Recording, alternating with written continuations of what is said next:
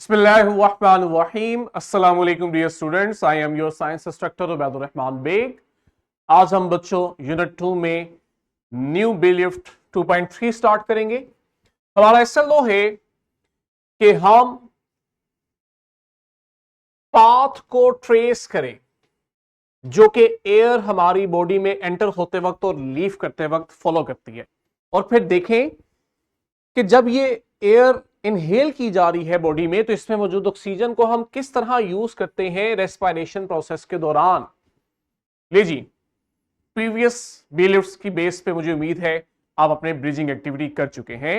हमारा आज का फोकस होगा मैकेनिज्म ऑफ ब्रीदिंग। हम अंडरस्टैंड करेंगे कि ब्रीदिंग किस तरह होती है और हम इसको सिमुलेशन से भी पढ़ेंगे, सिर्फ बुक के डायग्राम तक महदूद नहीं रहेंगे।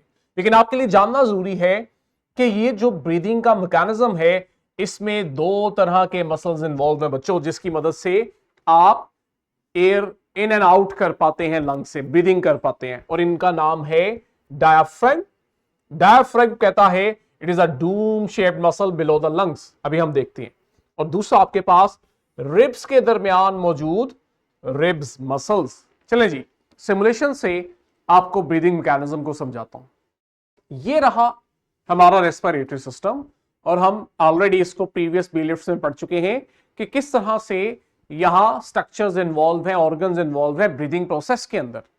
अब मैं आपको दिखाता हूं कि डायाफ्राम और रिब मसल्स किस तरह से मिलके ब्रीदिंग करवाएंगे। बच्चों, हमने पहले इसका मैकेनिज्म अंडरस्टैंड करना है। इफ यू रिमेंबर, दो तरह के मसल्स हैं जो इसमें इन्वॉल्व हैं। सेंस बड़ी सिंपल है कि देखो, एयर ने बाहर से लंग्स में जाना है। इसके लिए होना यह चाहिए कि आपकी चेस्ट कैविटी का वॉल्यूम बढ़े, आपके लंग्स एक्सपैंड करें ताकि एयर बाहर से अंदर एंटर हो, और जब एयर ने एक्सहेल होना हो तो अंदर चेस्ट कैविटी का वॉल्यूम कम हो ताकि लंग्स पे प्रेशर पड़ने से अंदर की एयर बाहर आए। इसी को आप मैकेनिज्म से अंडरस्टैंड करते हैं।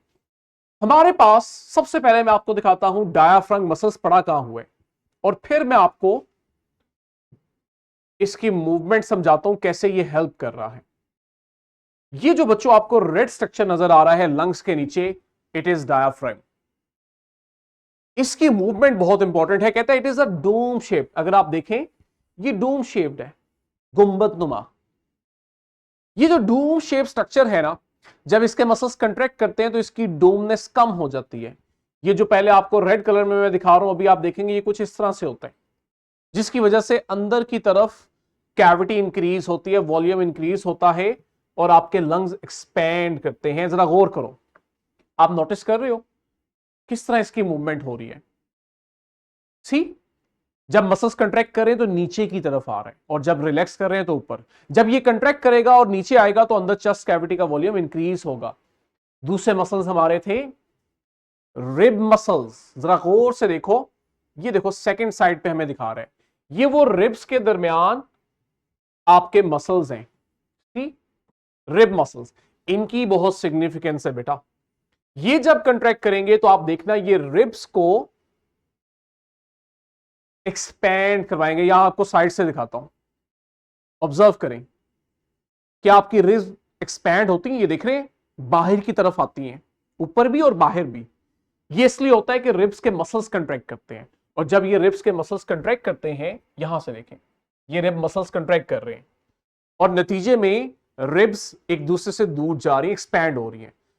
तो ये दो मसल्स, रिब मसल्स और डायाफ्राम, दोनों मिलके जब आपके पास एक्सपैंड करेंगे तो आप देखेंगे कि आपकी चेस्ट का वॉल्यूम इंक्रीज होगा, और जब चेस्ट का वॉल्यूम इंक्रीज होगा तो ये देखो, एयर ने अंदर इनहेल होना है। जब ये एयर इनहेल होगी तो ये फाइनली रेस्पिरेटरी सिस्टम से होती हुई लंग्स में मौजूद एल्वोलाई में आएगी, और अभी हम पढ़ के आए कि एल्वोलाई में फिर आने के बाद इसकी ऑक्सीजन जाएगी ब्लड में, और यहां से ये ऑक्सीजन ब्लड में मौजूद रेड ब्लड सेल देखो एब्जॉर्ब करके लेके जा रहे हैं। ये बड़ा इंपॉर्टेंट है। ये रेड ब्लड सेल्स इस ऑक्सीजन को एब्जॉर्ब करते हैं और लेके जाते हैं आपकी बॉडी में मौजूद सेल्स के पास। अब सेल्स के पास जब ये ऑक्सीजन जाती है तो सेल्स इसको आगे यूज करते हैं रेस्पिरेशन में, जिसको आप सेलुलर रेस्पिरेशन कहते हैं। और वहां मकसद क्या होता है कि फूड की ब्रेकडाउन से एनर्जी हासिल की जाती है। लेकिन इसी दौरान जब एनर्जी हासिल की जाती है तो यहां कार्बन डाइऑक्साइड भी बनती है, और अभी आप देखना यहां से आपको एक ब्लू डॉट मिलेगा, वो कार्बन डाइऑक्साइड है।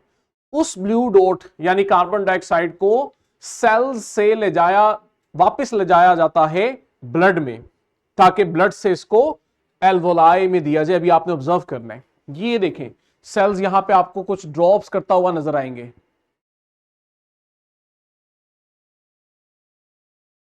ये ब्लू डॉट जो जाता है, ये देखिएगा ऑक्सीजन एब्जॉर्ब, और ये ब्लू डॉट जो कार्बन डाइऑक्साइड है जो अल्वोलाई में आया। और फाइनली अब इन्हें हमने एक्सेल करना है। एक्सेल में क्या है, वेरी सिंपल, अगेन ऑब्जर्व करें, डायाफ्राम रिलैक्स होगा और ये देखो ऊपर की तरफ आएगा, जिससे अंदर कैविटी का वॉल्यूम डिक्रीज होगा। आपके रिब मसल्स रिलैक्स होंगे और रिब्स देखो अंदर की तरफ मूव करेंगे, जिससे आपकी चेस्ट का वॉल्यूम कम होने से एयर को बाहर एक्सेल किया जाएगा। वेरी सिंपल, डायाफ्राम नीचे गया, रिब्स ऊपर आई, अंदर वॉल्यूम इंक्रीज हुआ, आपने इनहेल किया। वो जो डायाफ्राम नीचे है दोबारा ऊपर हुआ जब उसके मसल्स रिलैक्स हुए, और रिब मसल्स जब रिलैक्स हुए तो रिब केज अंदर को मूव किया, जिससे कैविटी का वॉल्यूम डिक्रीज होने से लंग्स पे प्रेशर पड़ा और आपने एक्सेल किया। सी, तो ये आपके पास एक सिंपल मैकेनिज्म था जिसमें आपने देखा कि हमने अपने एसएलओ को कवर किया, ब्रीदिंग मैकेनिज्म को अंडरस्टैंड किया, और साथ ही देखा कि किस तरह से उसमें मौजूद ऑक्सीजन को सेल्स यूटिलाइज कर रहे थे। ये आपकी बुक के अंदर आपकी आसानी के लिए हमने पाथवे भी बताया हुआ है, ताकि आप इसको याद करने में और रिटेन करने में हेल्प ले सके इससे। ये आपका बच्चों क्लास वर्क है, फॉर्मेटिव चेक, इंटरेस्टिंग है, इसको करें। सिमुलेशन से आपके लिए इसको अंडरस्टैंड करना आसान है। थ्राइव को करें।